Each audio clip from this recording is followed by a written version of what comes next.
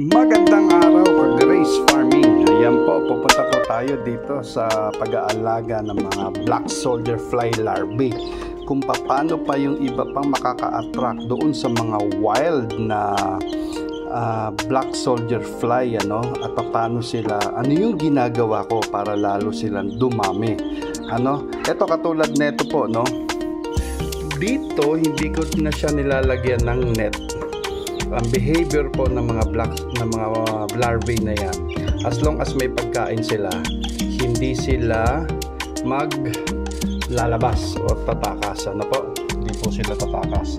Kaya mga aligagayan, dahil may pagkain silang mga saging, ayan, may mga saging po yan. At the same time, makikita nyo na rin naman po na-attract yung mga black soldier fly na mag-lay sila ng egg. Naglagay lang ako ng eggs, ano, ng kahoy para diyan sila ng itlog. Ayan nga, yung iba nga sa semento na nag-hatch ng egg nila. Ayan.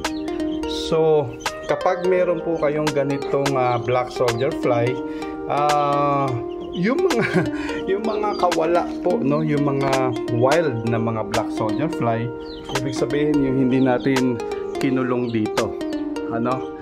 Ayan, hindi natin sila kinukulong. May pinapakawalan din po ako niyaan. Kasi bakit?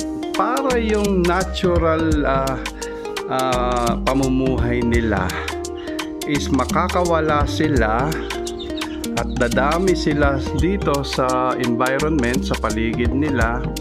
Pag dumami dito sa paligid nila, at the same time bumabalik sila at na-attract sila dito, ano, doon sa may marami ng larvae. So kaya ganun. Ayan po, oh. Diyan po sila na-attract. Pangalawa po, maglalagay lang po kayo ng ilaw. Yan, na-attract sila sa liwanag kahit sa gabi. Ano po? Ayan, ito yung mga ating mga nakuha na natin dito sa wild.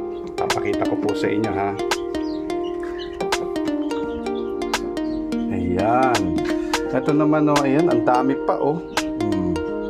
Dito sila nag-hatch. Ayan.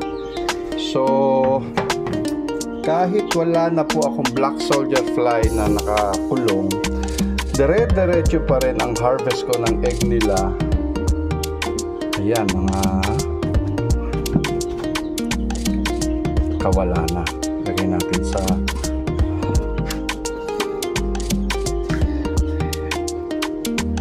ayan. Naglagay lang po ako ng ganyan. Tapos ang babagsakan nila ay itong feeds, ano. Ayan, yung feeds. Hindi ko po dinidirekta yung pagbabagsakan nila. Ayan, may mga egg, may mga ano pa. Ayun, no? Kaya continuous yung ating pag-harvest ng mga itlog, no? Kahit wala na tayo, kasi may mga wild pa tayo, no? So ang pinakamaganda ho niyan, natural habitat, ang natural pamumuhay nila.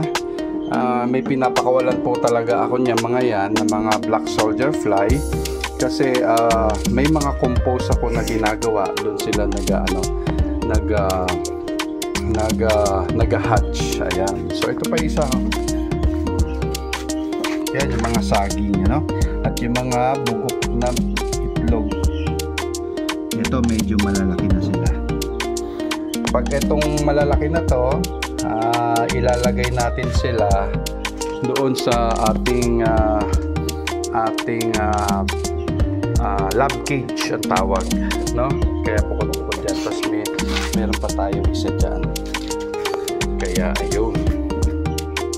Ayan, yun ang tinatawag nating lab cage, ano? Meron pa rin naman mga mangilan-ngilan na. Dati punong-puno po yan. Ayan, mga kakala nyo, tuldok-tuldok na yan. May mga nag-iitlog pa dyan sa ating lab cage, ano? Kaya ayun. Kaya subaybayan nyo lang po itong page, itong tutorial natin. Kaya ang isang content na to ay kailangan nyo rin magkaroon ng mga black soldier fly Kaya may papakawalan din po kayo mga black soldier fly at bumabalik sila sa inyo. Maraming salamat po.